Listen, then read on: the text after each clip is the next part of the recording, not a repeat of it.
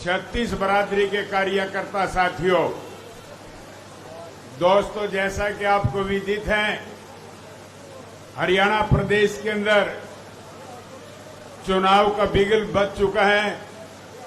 बल्कि मैं ये कहूं कि हरियाणा के अंदर चुनाव चरम सीमा पे पहुंच चुका है। और दोस्तों, हमारा देश प्रजातंत्र प्रणाली का देश है। इस प्रजातंत्र के अंदर प्रत्येक व्यक्ति को दोस्तों वोट का अधिकार प्राप्त है। और दोस्तों, जहां तक सवाल है वोट के अधिकार का, प्रत्येक व्यक्ति के वोट में बराबर की ताकत है।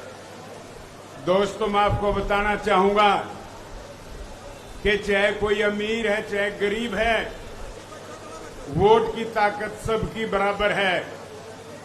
चाहे कोई 200 एकड़ का किसान है, जहां तक सवाल है वोट की ताकत का, जितनी ताकत 200 एकड़ के किसान की वोट में है, उतनी ही ताकत उसके खेत में मजदूरी करने वाले मजदूर की वोट के अंदर है।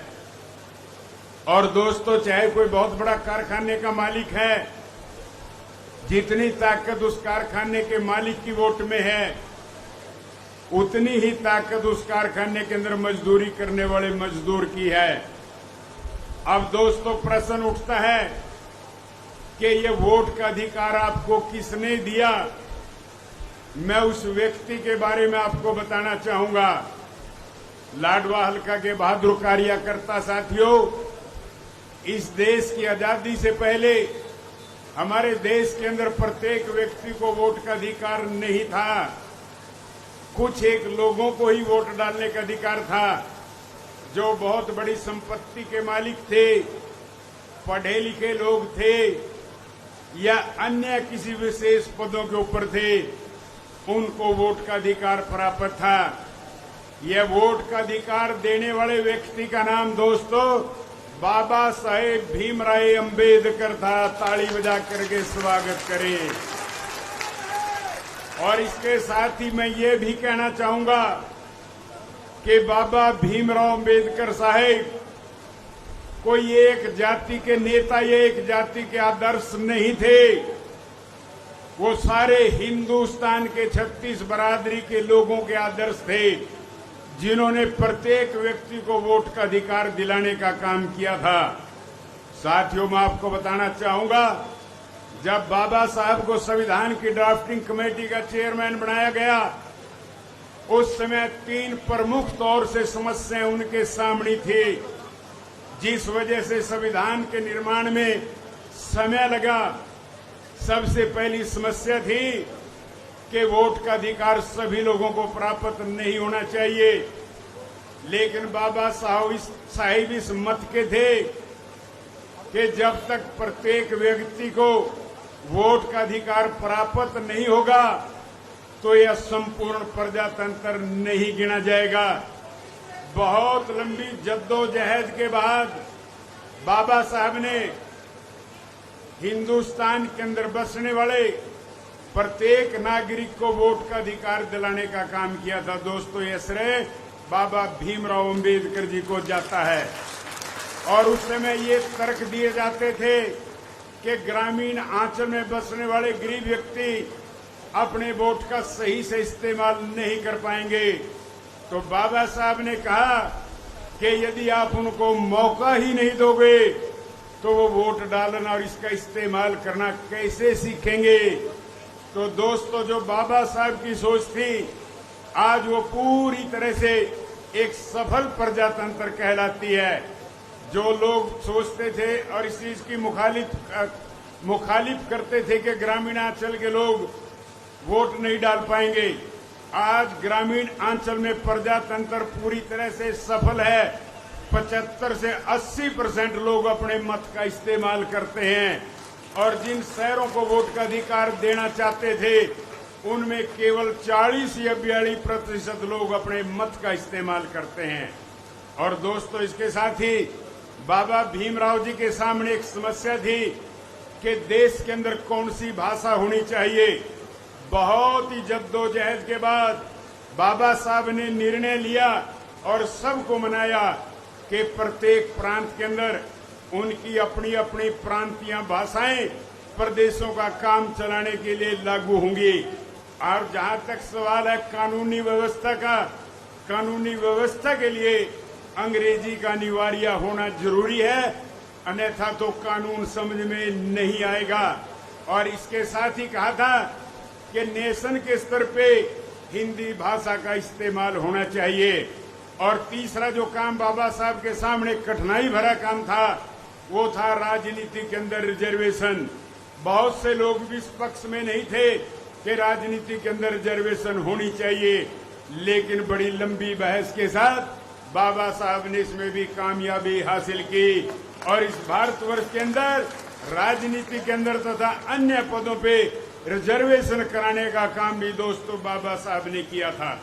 और साथियों, इसके साथ ही मैं बताना चाहूंगा कि इस देश के अंदर जो कानून बनाए थे, जो संविधान के अंदर सुविधाएं दलित को, पिछड़े को, कुचले वर्ग को दी थी, उनको अमली जामा पहनाने का काम स्वर्गीय चौधरी देवीलाल जी ने किया।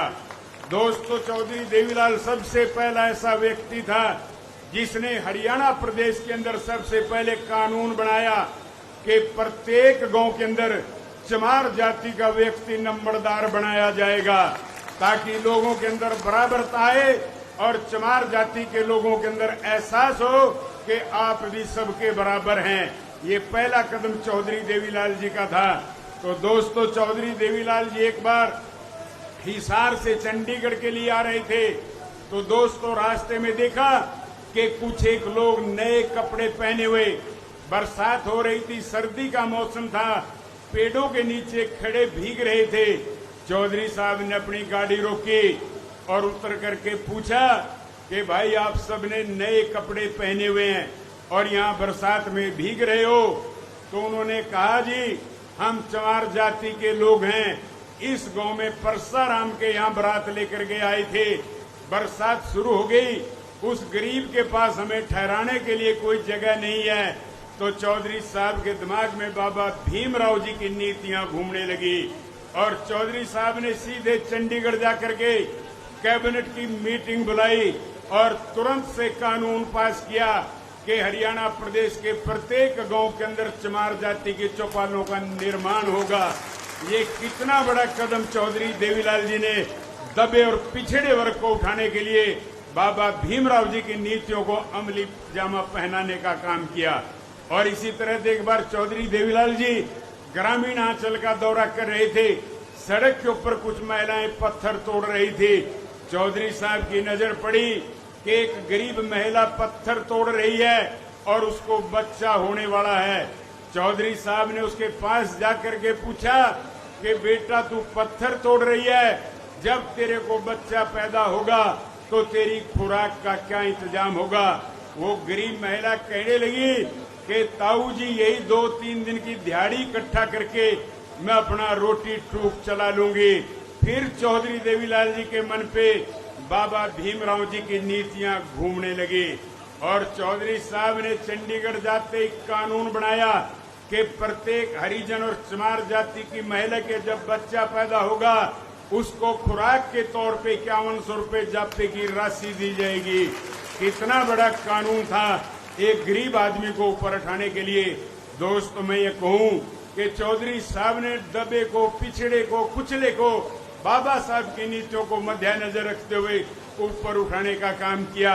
और चौधरी साहब ने इस देश के अंदर घूम घूम करके एक निर्णय लिया कि विधानसभा और लोकसभा के अंदर 36 बरादरी के लोगों का प्रतिनिधित्व नहीं है, कुछ एक समुदाय के लोग ही सांसद बनते थे और विधायक बनते थे। दोस्तों, पहला व्यक्ति चौधरी देवीलाल था जिसने 36 बरादरी के लोगों को, कुम्हार को, जोगी को, नाई को, धोबी को, सभी जातियों को टिकट देकर के पहली बार हरियाणा प्रदेश की विधानसभा में भेजने का काम किया था। आज पूरे देश के अंदर घूम करके देख लो, प्रत्येक प्रदेश के अंदर चाहे वहाँ किसी भी राजनीतिक दल की सरकारें हैं, लेकिन दोस्तों 36 बरादरी के लोगों का बराबर का प्रतिनिधित्व आपको प्राप्त मिलेगा। मैं ज्यादा समय न लेते हुए यहाँ पहुँचने पे जो हमारे नेता आकाश आनंद जी हैं उनका मैं स्वागत करता हूं तहे दिल से और आप लोगों से कहता हूं कि तालियां बजा करके स्वागत करने का काम करें। और उनके साथ ही बहन मायावती जी के कमांडर रणधीर सिंह जी बेनीवाल भी मौजूद हैं। बहुत मेहनती और बहन जी के सबसे भरोसेमंद व्यक्ति है, उनका भी तालियां बजा करके स्वागत करने का काम करें। तो दोस्तों, मैं ज्यादा समय न लेते हुए आप सबका धन्यवाद करता हूं और फिर से आकाश आनंद जी का तहे दिल से स्वागत करता हूं। और आपके बीच में मैं यहाँ की प्रत्याशी सपना बड़श्यामी जी को भी अनुरोध करूंगा कि वो 2 मिनट के लिए आए और अपने नेता का सम्मान करे, स्वागत करे। धन्यवाद साथियों, जय हिंद साथियों।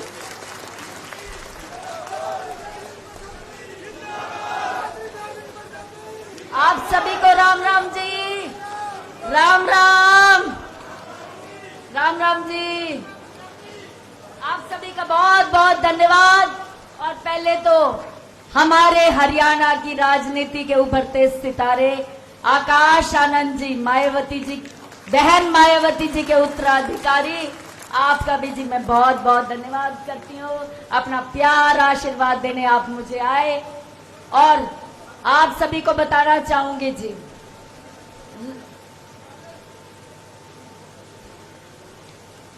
आकाश आनंद जी, बहन मायावती जी के विश्वास पात्र 4 बार प्रदेश के प्रभारी रहे रणधीर बेनीवाल जी का भी मैं बहुत बहुत धन्यवाद करती हूँ। अपना प्यार आशीर्वाद देने आए। और मेरे ससुर शेर सिंह बड़शामी जी, मान सम्मान, संघर्ष, मेहनत, मजबूत इंसान की पहचान मेरे ससुर शेर सिंह बड़शामी जी। मेरे डैडी ने मुझे आशीर्वाद दिया, उसका भी मैं बहुत बहुत धन्यवाद करती हूँ।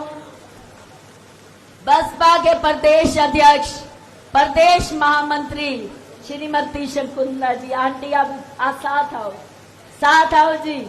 आंटी मेरे साथ हल्के के सारे गांव जाके आई हैं। हमारी आंटी बहुत मेहनती है, शकुंतला आंटी जी, बहुत प्यार दिया, मुझे बहुत आशीर्वाद दिया। हमारे जिला के अध्यक्ष श्री मान सिंह जी, आपका भी बहुत बहुत धन्यवाद अपना आशीर्वाद देने पर। और मंच पे आसीन सभी INLD व BSP के नेतागण, सभी का मैं धन्यवाद करती हूँ जी। और लाडवा हल्के के हर गांव से मेरी माता, मेरी बहनें, बच्चे, पिता तुल्य कार्यकर्ता साथियों का स्वागत करती हूँ। राम राम जी। सबसे पहले तो मैं आकाश आनंद जी का यहाँ पहुंचने पर तहे दिल से स्वागत करती हूँ और धन्यवाद करती हूँ।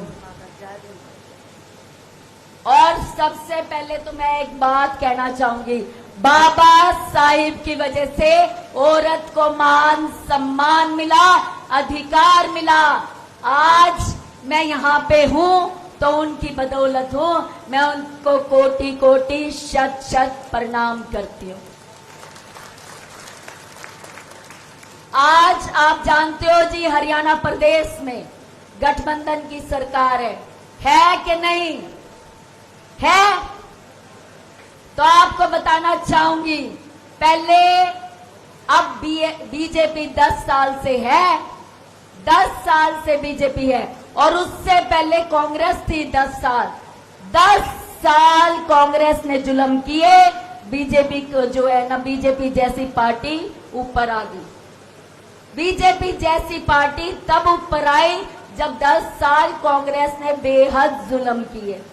और आज 10 साल बीजेपी, 10 साल से बीजेपी है।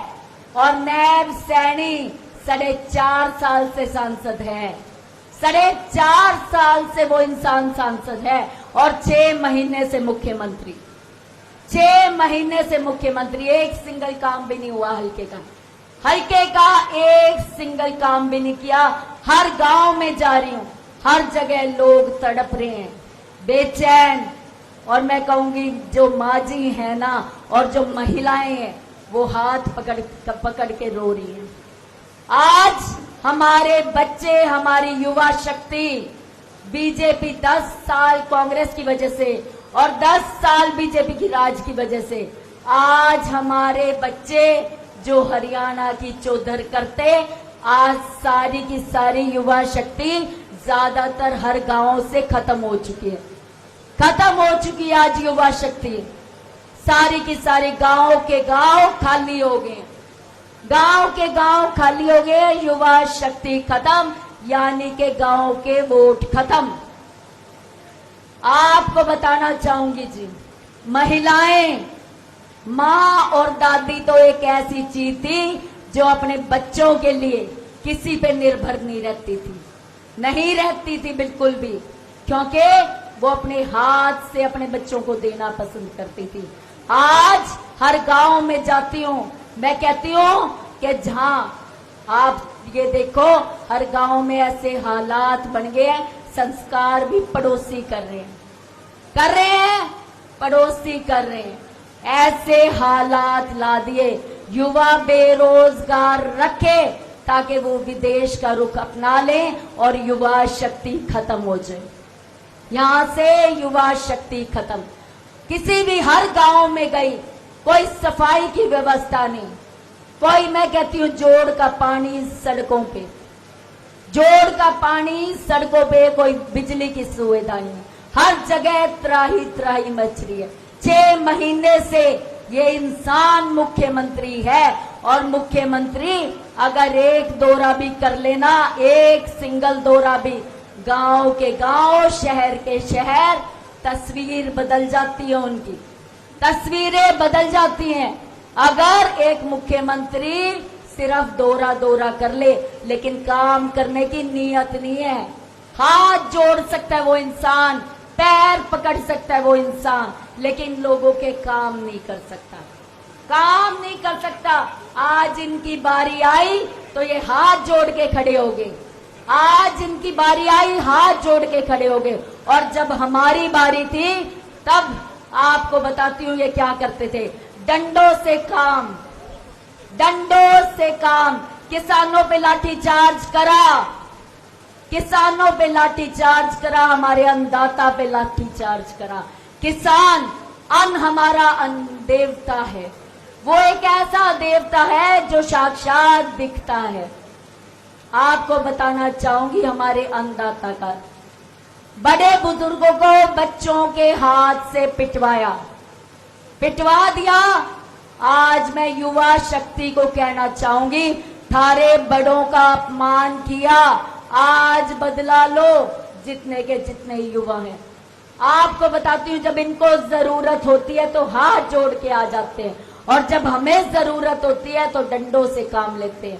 सरपंचों को मारा, सरपंचों पे लाठीचार्ज। सरपंच हमारे मान सम्मान की पगड़ी थे, सरपंच हमारे मान सम्मान की पगड़ी होते हैं, उन पे भी लाठीचार्ज। आप एक बात बताओ, जब सरपंचों को डंडों से पीटा जाएगा तो गांव की आवाज कौन उठाएगा? सरपंच क्या डंडे खाने के लिए बनेंगे? महिलाओं से मैं कहना चाह रही हूं, आज नारी शक्ति का उदाहरण दे दो। नारी शक्ति, नारी शक्ति, नारी शक्ति। आज महिलाएं अपनी लड़ाई खुद लड़ेंगी। आज अपने बच्चों के लिए लड़ो। बच्चे बेरोजगार रहे, और वो हरियाणा के चौधरी थे जो यहां से चले गए। आज उस लड़ाई को लड़ो। युवा जो है, आज बड़ों के अपमान की लड़ाई लड़े, आपके बड़ों के अपमान की लड़ाई लड़े। महिला अपने बच्चों की लड़ाई लड़े, युवा अपने बड़ों की लड़ाई लड़े, मान सम्मान की लड़ाई लड़े। आज बदला लो। हमेशा ना इनके आगे हाथ फैलाओ, ना रो, ना निंदा करो। आज आपका टाइम आया है, बदला लो। बदला लोगे पक्का?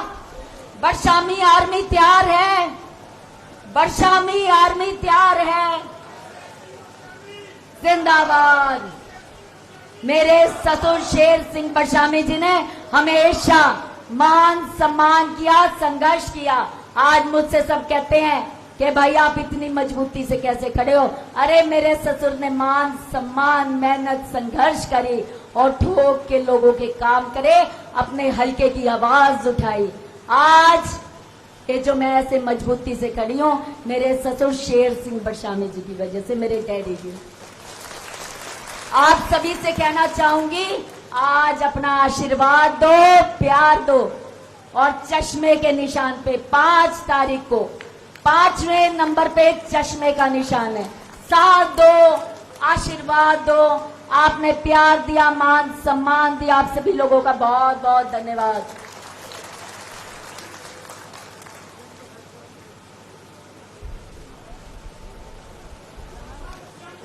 धन्यवाद। आपकी प्रत्याशी ने आपके सामने अपने विचार रखे। अब आपके सामने बहुजन समाज पार्टी के 4 स्टेट के प्रभारी श्री रणधीर सिंह जी बेनीवाल संबोधित करें। उससे पहले गुरनाम सिंह जी बुड्ढा हमारे वरिष्ठ नेता, उनको साल उड़ा करके सम्मानित करेंगे और तून खान जी इनालो के वरिष्ठ नेता, वो सम्मान की सूचक पगड़ी भेंट करेंगे।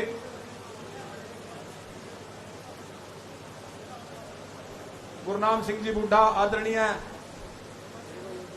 श्री रणधीर सिंह जी बेनीवाल को साल भेंट करके सम्मानित कर रहे हैं। यहां आज इस गठबंधन की रैली में पहुंचने पर आप सभी हल्का वासियों की तरफ से श्री गुरनाम सिंह जी बुड्ढा ने साल भेंट की और इनालो के वरिष्ठ नेता तून खान जी ने आप सभी की ओर से पगड़ी पहना करके सम्मानित किया। अब आपके सामने बहुजन समाज पार्टी के वरिष्ठ नेता एवं 4 स्टेट के प्रभारी आदरणीय रणधीर सिंह जी बेनीवाल आए और अपना संबोधन दें।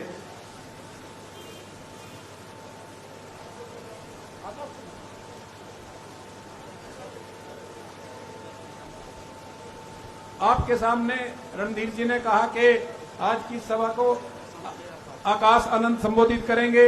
इसको मुकुट दे करके बहुजन समाज पार्टी के जिला अध्यक्ष मान सिंह जी राष्ट्रीय राजनीति के उभरते सितारे आकाश आनंद जी को मुकुट दे करके सम्मानित कर रहे हैं बहुजन समाज पार्टी के। और पगड़ी भेंट करी है श्रीमती शकुंतला भट्टी ने और चांदी का मुकुट दे करके बहुजन समाज पार्टी के जिला अध्यक्ष मान सिंह जी ने आप सभी की ओर से यहां पहुंचने पर उनका स्वागत किया। और हमारी पार्टी के हल्का के प्रधान राजेंद्र कश्यप जी लाडवा हल्का की तरफ से उनको सम्मान की सूचक पगड़ी के साथ शाल भेंट कर रहे हैं। आपके हल्का प्रधान राजेंद्र कश्यप जी राष्ट्रीय राजनीति के उभरते हुए सितारे बहुजन समाज पार्टी के युवा नेता आकाश आनंद जी को प्रवीण बोध जिला प्रभारी जसवंत मेहरा जी भी साल उड़ाकर सम्मानित करना चाहते हैं। पूर्व चेयरमैन ब्लॉक समिति सरदार जसवंत सिंह जी मेहरा, पूर्व चेयरमैन ब्लॉक समिति लाडवा भी साल उड़ा के सम्मानित करना चाहते हैं। कुछ ये क्या करेंगे?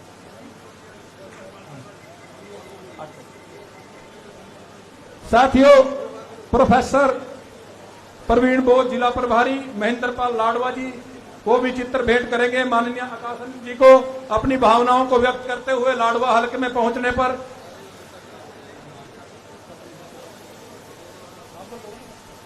आपके सामने बहुत ही वरिष्ठ नेता बहुजन समाज पार्टी के 4 जिलों के प्रभारी, 4 स्टेटों के प्रभारी और बहन कुमारी मायावती के सबसे विश्वास पात्र रणधीर सिंह जी बेनीवाल आपको संबोधित करेंगे। मेरा सभी साथियों से निवेदन है गठबंधन के मंच की व्यवस्था को बनाए रखें और आपके सामने श्री रणधीर बेनीवाल जी आपको संबोधित करेंगे, जो बहन कुमारी मायावती जी का संदेश लेकर के आपके बीच में आए हैं। धन्यवाद।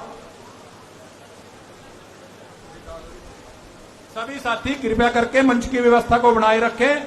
जो अपनी भावनाएं व्यक्त करना चाहते हैं वो आराम से ऐसे स्टेज की व्यवस्था पर डिस्टरबेंस ना करें। सभी साथियों से मेरा अनुरोध है, गठबंधन के सभी साथियों से, कि कृपया करके मंच की व्यवस्था को बनाए रखें और पीछे जो साथी अपनी भावनाएं व्यक्त करना चाहते हैं वो आराम से, अभी आपके सामने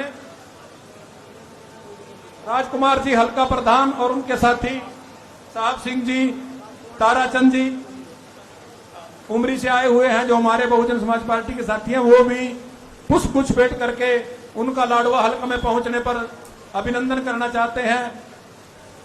मैं सभी कार्यकर्ता साथियों से, वरिष्ठ नेताओं से अनुरोध करूंगा कि जो अपनी भावनाएं व्यक्त कर चुके हैं वो कृपा करके पीछे आकर के अपनी जगह बैठ जाएं, ताकि हम इस मंच को सुचारू रूप से चला सकें। और चंद ही मिनटों में आपके बीच में आकाशानंद जी आएंगे।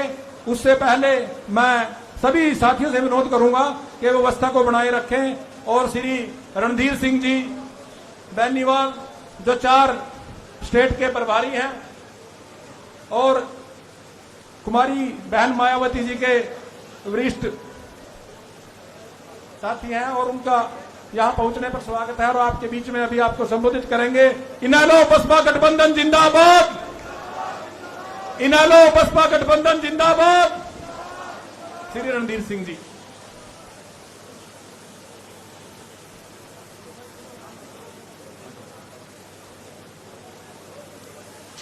भाई व्यवस्था बनाओ, थोड़ी व्यवस्था। देखो बहुजन समाज पार्टी के लोग बड़े अनुशासन के लोग हैं, आप लोग व्यवस्था बनाने का काम करें। बैठिए अध्यक्ष जी, बिठाओ इनको, बिठाओ सबको, हटो एक तरफ, साइड में बैठो।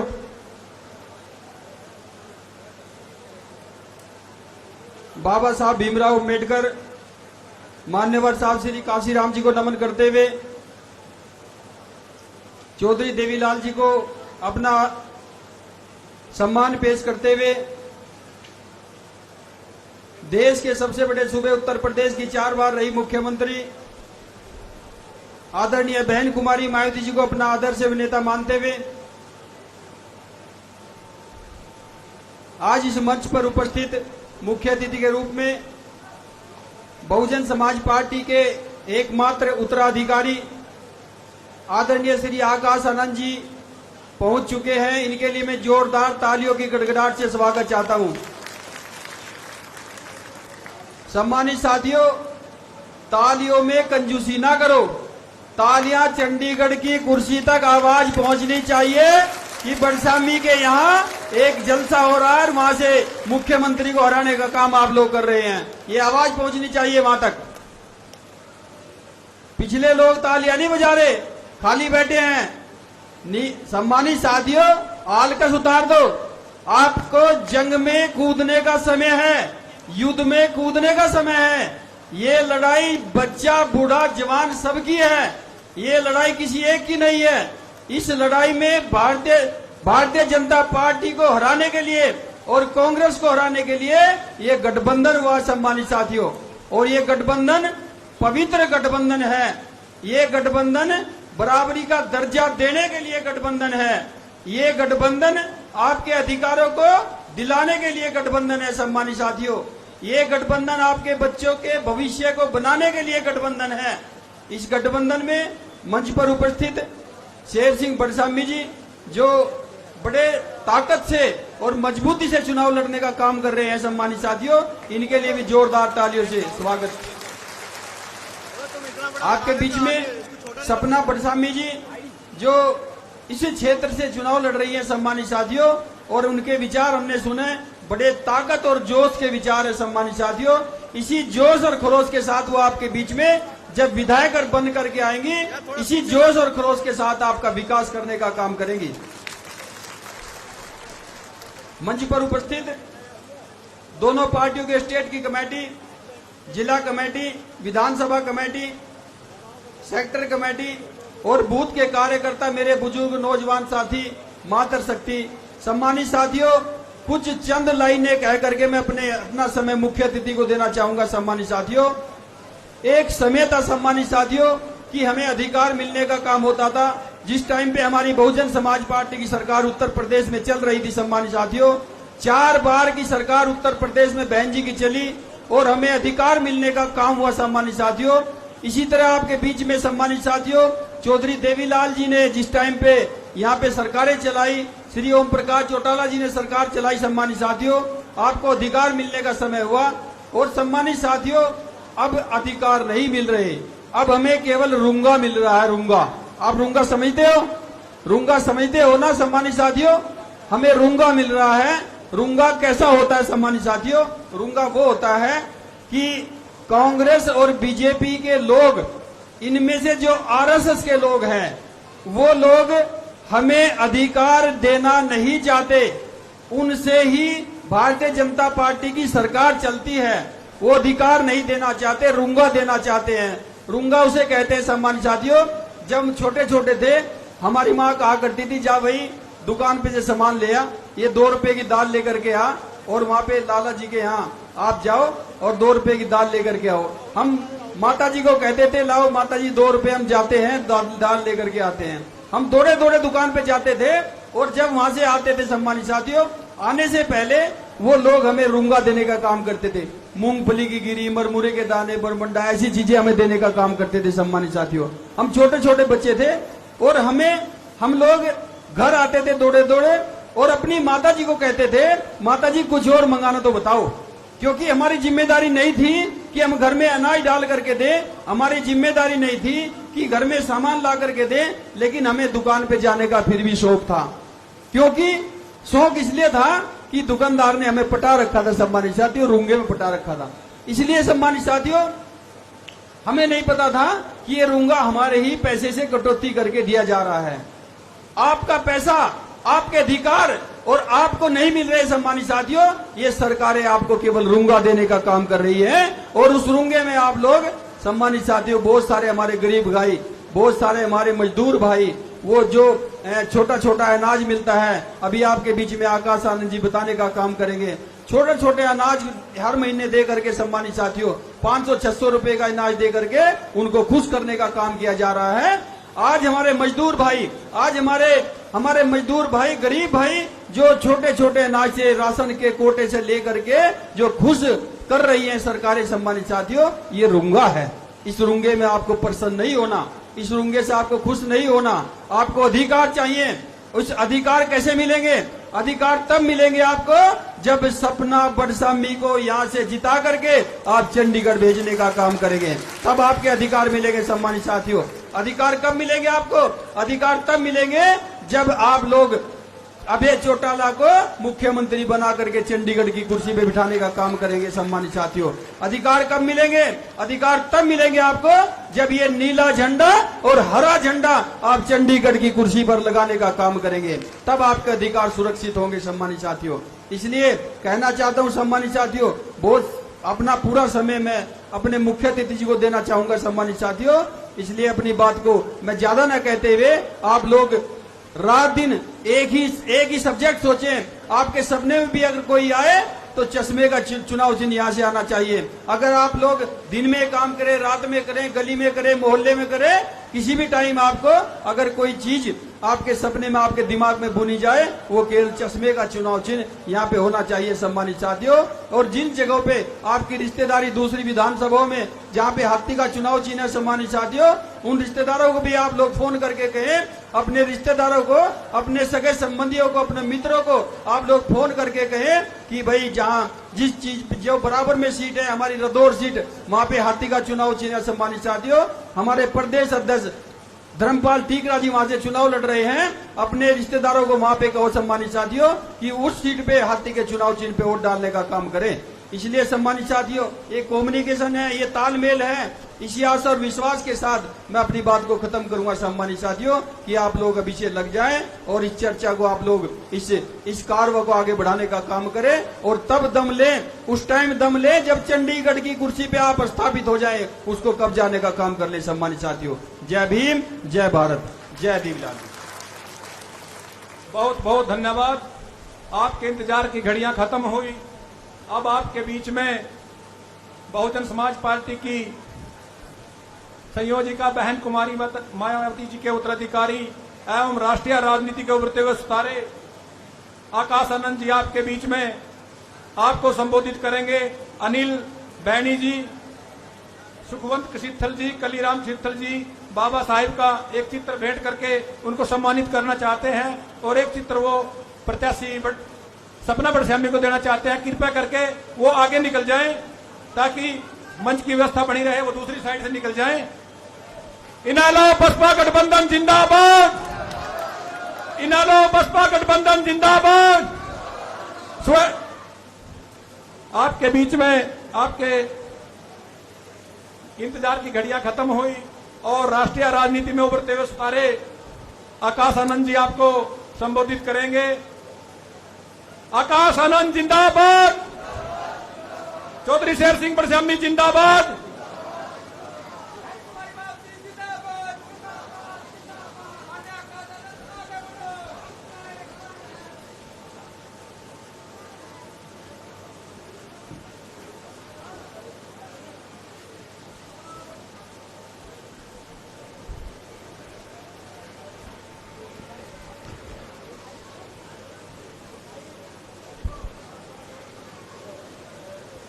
जय भीम।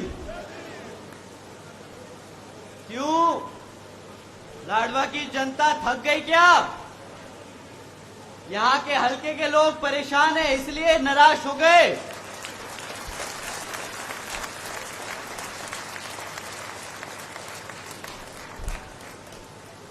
एक बार ऐसा जय भीम दीजिए कि चंडीगढ़ को पता चल जाए। आपके यहाँ जो सामने खड़ा है मुख्यमंत्री, उसको समझ आ जाए कि यहाँ से आपने सपना जी को जिताकर भेजने का मन बना लिया। जय भीम। आज यहाँ मौजूद हमारी सभी माताएं बहनें, हमारे सभी बड़े बुजुर्ग, हमारे सभी युवा साथी जो अपना दिन का इतना कीमती समय निकालकर हम सबको सुनने आए, आप सभी का मैं तहे दिल से धन्यवाद करता हूं।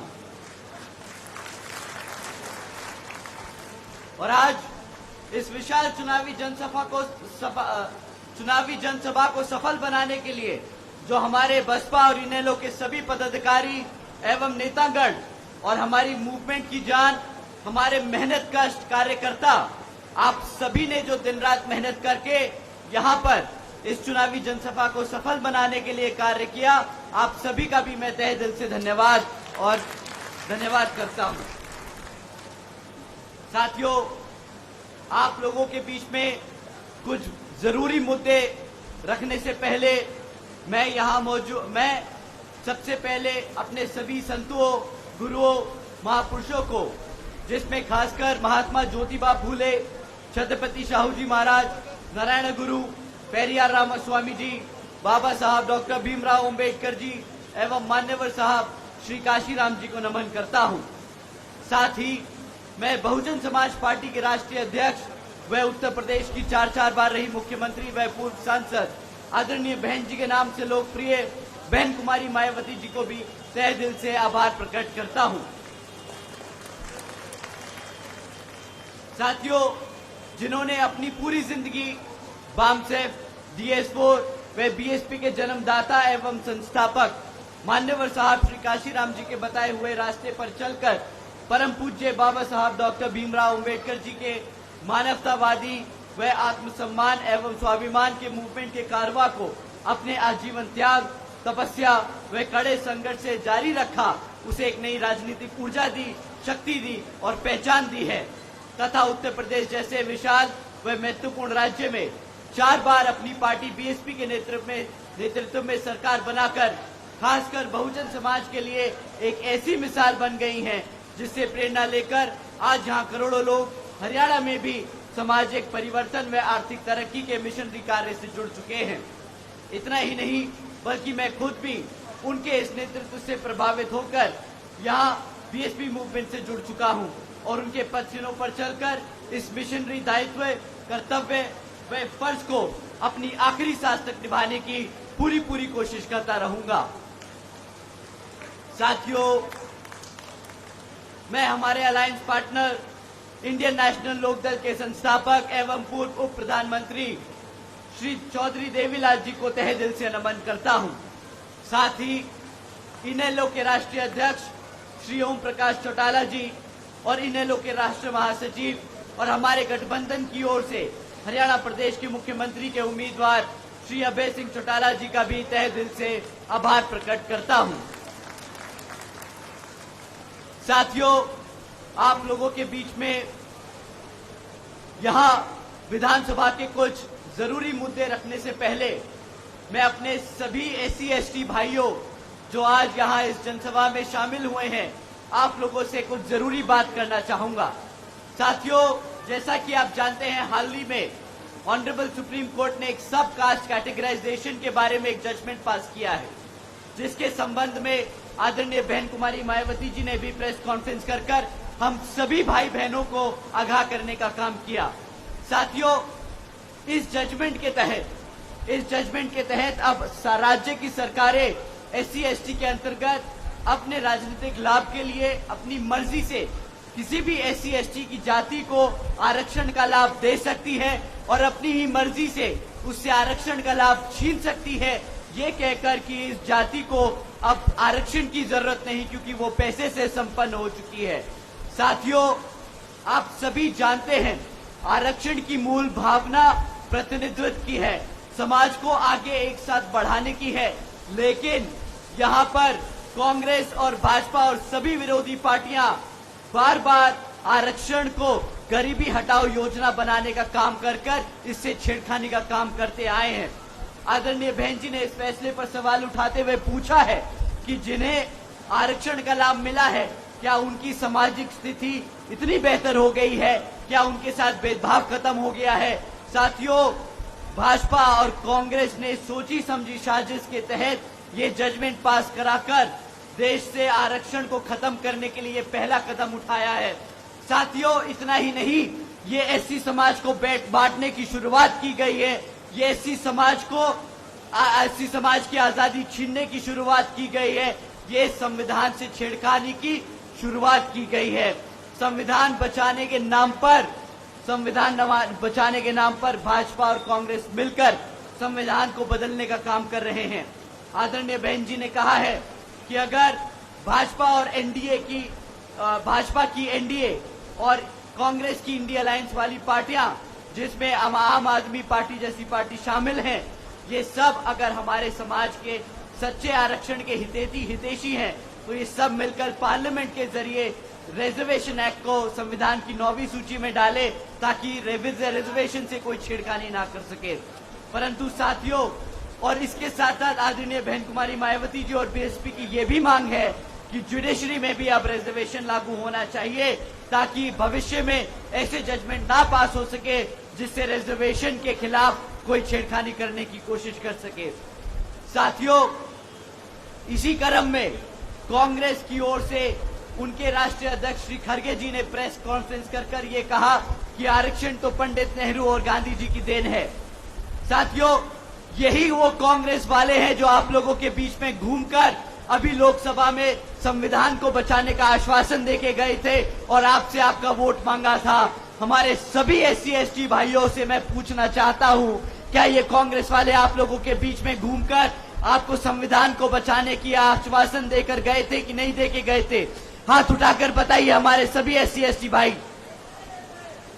साथियों, जब ये जजमेंट पास हुआ तो आदरणीय बहन कुमारी मायावती जी ने इन्हीं कांग्रेस वासियों से पूछा कि भाई, जब आरक्षण के खिलाफ ये जजमेंट पास हुआ था तो तुम लोग कहां थे?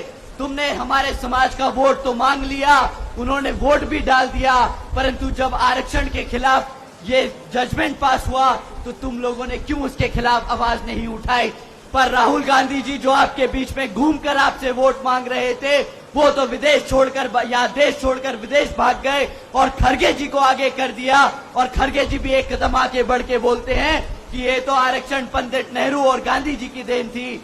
मैं राहुल गांधी जी से पूछता हूं कि जब आपने हमारे समाज का वोट मांगा, तो जब ये आरक्षण के खिलाफ जजमेंट पास हुआ, तो क्यों आप सुप्रीम कोर्ट में जाके इसके खिलाफ नहीं लड़े? साथियों, राहुल गांधी जी विदेश जाकर बोलते हैं कि जिस दिन कांग्रेस का अच्छा समय आएगा, वो संविधान से आरक्षण खत्म करने का काम करेंगे। बताइए, क्या ये हमारे SC समाज से धोखा है कि नहीं? कांग्रेस वालों ने हमारे SC समाज के साथ धोखा किया कि नहीं? हाथ उठाकर बताइए मेरे साथियों कि किया कि नहीं। साथियों, इतना ही नहीं, इनके खड़गे जी जो पंडित नेहरू और गांधी जी को इसका श्रेय देते हैं, आरक्षण का श्रेय देते हैं, उनसे मैं पूछना चाहूंगा कि भाई इन जैसे नेताओं को, जिनको बाबा साहब के संघर्ष नहीं दिखते, जिन्होंने संविधान लिखा और संविधान में हमारे SC ST और पिछड़े भाइयों के लिए आरक्षण की व्यवस्था तय करी, अगर ऐसे नेताओं को, कांग्रेस को बाबा साहब का आरक्षण नहीं दिखता, तो आपको क्या लगता है हमारे समाज के लिए ये लोग आपका वोट लेकर पार्लियामेंट में, विधानसभा में हमारे समाज के लिए लड़ने का काम करेंगे कि नहीं? मैं नहीं समझता कि ये कांग्रेस वाले हमारे समाज के हितैषी हैं। साथियों, ये लोग जो बाबा साहब को नकारते हैं, इन लोगों से दलित या आरक्षण विरोधी तो है ही है। ये लोग दलित इतने विरोधी थे कि जब संविधान कमेटी के सदस्य चुने जा रहे थे, तो बाबा साहब जो इस लोकसभा से चुनकर संसद में जाने का काम कर रहे थे, तो पंडित नेहरू और गांधी जी ने वही कॉन्स्टिट्यूंसी को पाकिस्तान का हिस्सा बनाकर उन्हें पाकिस्तान भेजने का काम किया था। साथियों, जिन लोगों से बाबा साहब बर्दाश्त नहीं हुए, आपको क्या लगता है बाबा साहब का संविधान और आरक्षण आपके लिए बर्दाश्त करेंगे ये लोग? कांग्रेस साथियों, कांग्रेस पार्टी आरक्षण विरोधी थी, आरक्षण विरोधी है और आरक्षण विरोधी रहेगी। साथियों, ये कांग्रेस पार्टी जिन्होंने बाबा साहब को भारत रत्न की उपाधि तक नहीं दी, इन्होंने तो मंडल कमीशन की रिपोर्ट भी लागू नहीं करी, ये लोग क्या आपको लगता है हमारे समाज के लिए लड़ेंगे? मैं आज आप लोगों को इस मंच के द्वारा मैं आप सबको बताना चाहूंगा कि राहुल गांधी जी, हुड्डा जी, कांग्रेस दलित विरोधी थे, आरक्षण विरोधी थे, दलित विरोधी और आरक्षण विरोधी हैं, दलित विरोधी और आरक्षण विरोधी रहेंगे। आप सब साथियों, राहुल गांधी जी को और राहुल गांधी जी जैसे नेता जो हमारे आरक्षण को खत्म करने की कोशिश कर रहे हैं, आप सबके माध्यम से मैं उन सबको बता देना चाहता हूं कि संविधान हमारी पहचान है और आरक्षण हमारी आजादी आप जैसे नेताओं को छीनने नहीं देंगे। साथियों, हमारे समाज के दलित नेता जो कांग्रेस और भाजपा में जाकर हमारे दलित समाज का, हमारे पिछड़े समाज का वोटों का सौदा करते हैं, आज आप उनकी खुद की हालत देख लीजिए। आप सब ने देखा किस तरह ये पार्टी के लोग, जो नेता हमारे समाज से इन कांग्रेस और भाजपा के पार्टियों में रहते हैं, उन्हें आए दिन स्टेज से उतार दिया जाता है, उन्हें कुर्सियों पे नहीं जमीनों पे बिठाया जाता है, उन्हें आए दिन उनके लिए अपशब्द इस्तेमाल किए जाते हैं। साथियों, ऐसे नेताओं से आप सावधान रहना। ये कांग्रेस में रहकर अपने समाज का वोट बांटने का काम कर रहे हैं, इनका खुद का कोई आदर सम्मान नहीं होता, तो हमारे समाज का कोई ये सम्मान नहीं दिला पाएंगे। साथियों, कांग्रेस पार्टी तो हमारे समाज के खिलाफ थी ही। आप सब जो आज यहाँ इस पंडाल में बैठे हैं, मैं आप सबको भाजपा का भी सच आप लोगों के सामने रख देना चाहता हूँ। साथियों, पिछले 10 साल से भाजपा यहाँ सत्ता में आसीन है, परंतु 10 सालों से आज उनके पास एक काम नहीं जो हमारी जनता को वो गिनवा सके। साथियों, आपके बीच में ये जब भाजपा के लोग आपसे वोट मांगने आएंगे, तो आप इनसे 3 सवाल कीजिएगा। अपने बच्चों की शिक्षा पे सवाल कीजिएगा, हमारे युवा साथियों के लिए रोजगार पे सवाल कीजिएगा, हमारी माताएं बहनों के लिए जो आसमान छूती हुई महंगाई है उसके लिए सवाल कीजिएगा। साथियों, अगर हम शिक्षा की बात करें तो ये भाजपा वाले पिछले 10 सालों में हमारे बच्चों के 5000 से ज्यादा प्राइमरी स्कूल बंद कर चुके हैं। इतना ही नहीं साथियों, आज जो 2000 से ज्यादा सीनियर सेकेंडरी स्कूल खुले हुए हैं प्रदेश में, वो भी उनसे आधे से ज्यादा प्राइमरी सीनियर सेकेंडरी स्कूल्स में। साथियों, 2000 से ज्यादा जो प्राइमरी सीनियर सेकेंडरी स्कूल खुले हुए हैं, आज आधे से ज्यादा सीनियर सेकेंडरी स्कूल्स में तो पढ़ाने के लिए टीचर्स भी नहीं है। इतना ही नहीं, हमारे बच्चों के लिए जो 2017 से हमारे SC ST OBC समाज के छात्रों के लिए जो स्कॉलरशिप का पैसा है, वो भी इस भाजपा सरकार ने हमारे बच्चों को पैसा रोक रखा है। साथियों, एक तरफ हमारे बच्चों की पढ़ने की संख्या बढ़ती जा रही है और दूसरी तरफ ये भाजपा वाले हमारे बच्चों की पढ़ाई का पैसा रोक रहे हैं, हमारे बच्चों के पढ़ाने वाले स्कूलों में शिक्षक नहीं भर्ती कर रहे और हमारे बच्चों के लिए जो खुले हुए स्कूल थे उन्हें बंद करने का काम किया है। आप ही बताइए साथियों, क्या ऐसी सरकार को आप अपने हलके में घुसने देंगे? आपके बच्चों के साथ, आपके बच्चों की शिक्षा से जिन्होंने खिलवाड़ किया, क्या आप ऐसे लोगों को दोबारा अपने हलके में दोबारा सत्ता में आने देंगे? साथियों, भाजपा में वही मुख्यमंत्री आपके हलके से लड़ रहा है, उसको मुंह तोड़ जवाब देना है। यहां से आप लोग अपनी सपना जी को जिताकर विधानसभा भेजेंगे और अपने बच्चों के लिए एक सुरक्षित भविष्य तय करने का काम करेंगे। साथियों, भाजपा ने सिर्फ एक ही क्षेत्र में तरक्की करी है जब शिक्षा की बात करते हैं। आए दिन पेपर लीक की खबरें जो हम सुनते आए हैं। साथियों, कोई भी ऐसी सरकारी डिपार्टमेंट नहीं बचा जिसकी भर्ती के परीक्षा के पेपर ना लीक हुए हो। साथियों, हकीकत तो ये है कि भाजपा हो या कांग्रेस, दोनों ही पार्टियां हमारे बच्चों के भविष्य से खिलवाड़ करती आई है। एक सरकार में रहकर हमारे बच्चों को परेशान करती है तो दूसरी विपक्ष में बैठकर हमारे बच्चों के लिए आवाज नहीं उठाती। आप सभी बताइए, क्या ऐसी पार्टियों को आप दोबारा यहां पर आने देंगे कि नहीं? साथियों, एक तरफ भाजपा है और दूसरी तरफ कांग्रेस, जो गरीब विरोधी नीतियों पर चलकर हमारे सभी साथियों को, हमारे सभी बच्चों को पढ़ने लिखने से दूर रखती है। और दूसरी तरफ आदरणीय बहन कुमारी मायावती जी की नीतियां हैं, जिसके तहत चलकर यूपी में बसपा की सरकार के चलते हुए सावित्रीबाई फूले बालिका शिक्षा योजना चलाई गई थी, जिसके तहत 7 लाख से ज्यादा बच्चियों को 12वीं तक की शिक्षा देने के लिए आदरणीय बहन कुमारी मायावती जी ने 600 करोड़ से ज्यादा की लागत हमारी बच्चियों के लिए शिक्षा में लगाई थी। इतना ही नहीं, हमारे सभी बच्चों के लिए 6 engineering colleges, 2 homeopathic colleges, 24 polytechnic colleges, 2 paramedical, 6 universities, 200 से अधिक इंटरमीडिएट डिग्री कॉलेजेस, 100 से अधिक ITI, 500 से ज्यादा हाई स्कूल और 5,500 से ज्यादा प्राइमरी स्कूल्स बनाने का काम किया था। साथियों, उसी तरह जब आप यहाँ पर अपने गठबंधन की सरकार को सत्ता में लाएंगे तो इतनी बड़ी संख्या में आपके हलके में, आपके प्रदेश में आपके लिए श्री ओम प्रकाश चौटाला जी और यहाँ पर आपकी अपनी सपना आपके हलके में, आपके गांव-गांव में स्कूल बनाने का काम करेगी।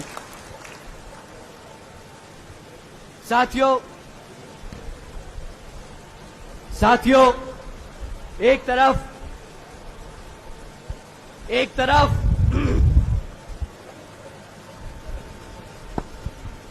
साथियों, आज लगता है माइक हमें बोलने नहीं देगा। साथियों, मैं अपने सभी युवा साथियों से दरखास्त करूंगा कि जब भाजपा के लोग आप लोगों के बीच में आए तो आप उनसे जरूर सवाल कीजिएगा कि पिछले 10 साल से हम अपनी पढ़ाई लिखाई कर डिग्रियां लेकर यहाँ पर बेरोजगार घूम रहे हैं। आपको जानकर हैरानी होगी कि यहाँ आज पंडाल में बैठे युवा साथी अकेले नहीं है। हरियाणा का 40% युवा आज की डेट में बेरोजगार घूम रहा है। साथियों, ऐसा नहीं कि ये सरकार आपके बच्चों को रोजगार नहीं दे सकती। मेरे युवा साथी, आप लोगों को जानकर हैरानी होगी कि भाजपा के पास आज 2 लाख से ज्यादा सरकारी पद खाली पड़े हैं। इतना ही नहीं, आज 10 साल बाद 2000 से ज्यादा जो सरकारी कॉलेजेस में जो हमारे लेक्चरर्स थे वो पिछले 10 साल से परमानेंट होने की मांग कर रहे हैं।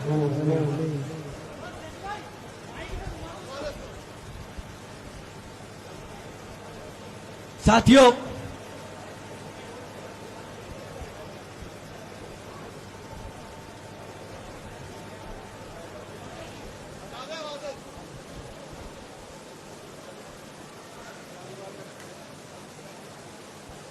साथियों 2 लाख से ज्यादा सरकारी पद जो खाली पड़े हैं, ऐसा नहीं कि ये भाजपा अगर चाहे तो हमारे बच्चों को रोजगार देने के लिए वो सरकारी पद नहीं भर सकती, परंतु इनकी नीयत नहीं है कि ये सरकारी पद वो भर सके। क्योंकि साथियों, जो 2 लाख सरकारी पद हैं, अगर इन्होंने हमारे सभी समाज के बच्चों को वो पद भरकर दे दिए, उन्हें रोजगार दे दिया, तो उसके तहत इन लोगों को वो आरक्षण के तहत उन सरकारी पद को भरना पड़ेगा, परंतु ये लोग वो 2 लाख सरकारी पद नहीं भरते।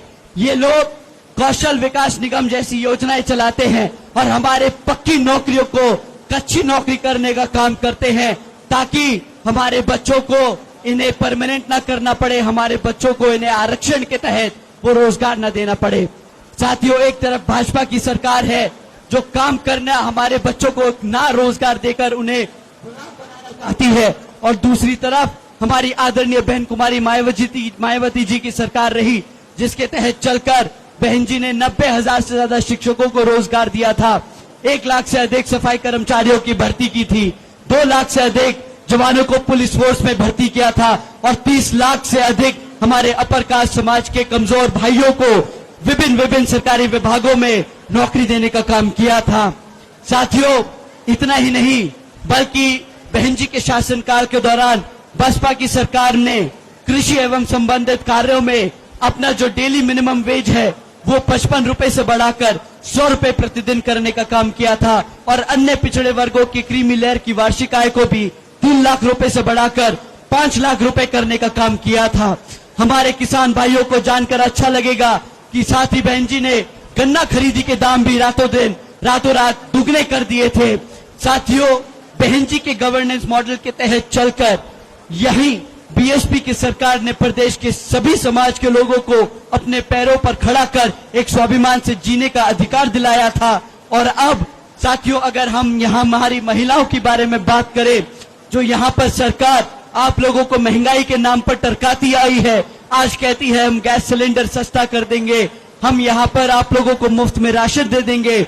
मैं अपनी माताएं बहनों से पूछना चाहूंगा कि आप माताएं, आप सभी को इनसे सवाल करना है कि भाई अगर आप हमें मुफ्त में राशन या गैस का सिलेंडर भी दे देंगे तो उसकी धनराशि सालाना 12,000 से ऊपर की नहीं हो सकती।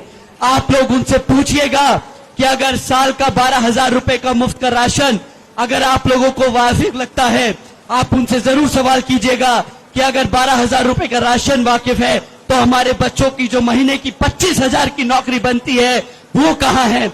अगर आपकी बच्ची को, अपने बच्चों के लिए आप रोजगार की मांग करेंगे तो आपको महंगाई की मार नहीं पड़ेगी। आप अपने बच्चों को रोजगार के लिए मांगिएगा, ये मुफ्त में राशन की स्कीमों में मत आइएगा।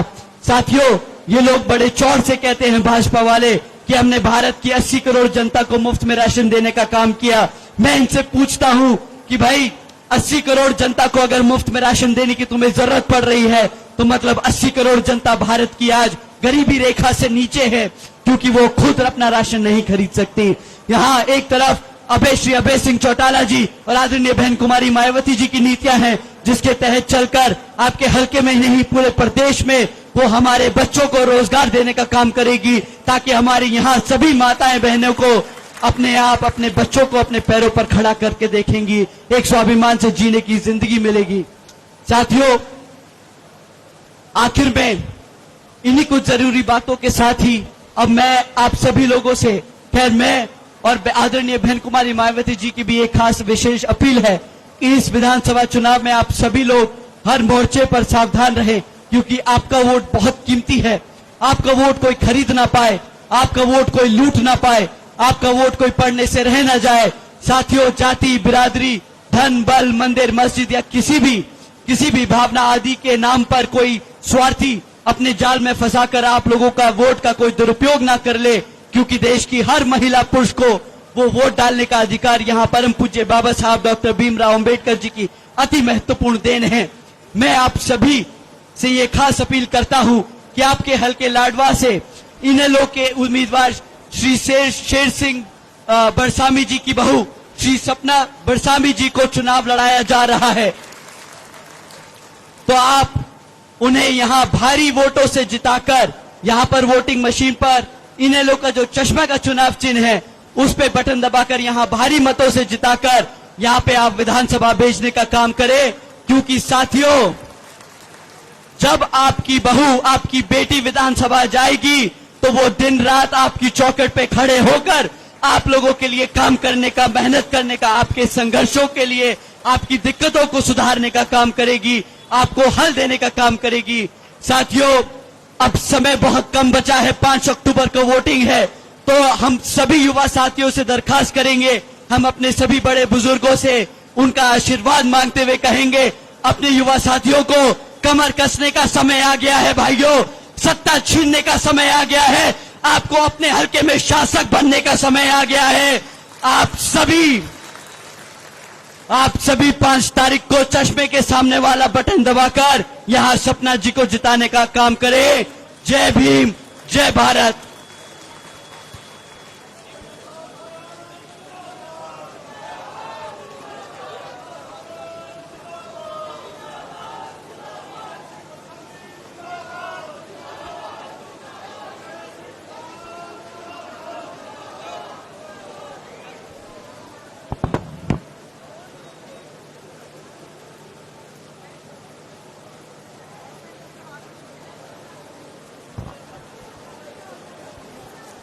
Hello hello hello hello hello hello hello आप सभी आए हुए मेहमानों का बहुत बहुत धन्यवाद कि आकाशानंद जी, रणधीर जी और सभी वरिष्ठ नेताओं ने यहां पर समय निकाल करके अपने कीमती समय में से बटशामी परिवार की ओर से आप सभी का बहुत बहुत धन्यवाद। सभी आए हुए इनेलो बसपा गठबंधन के कर्मठ कार्यकर्ता साथियों का भी बहुत बहुत धन्यवाद।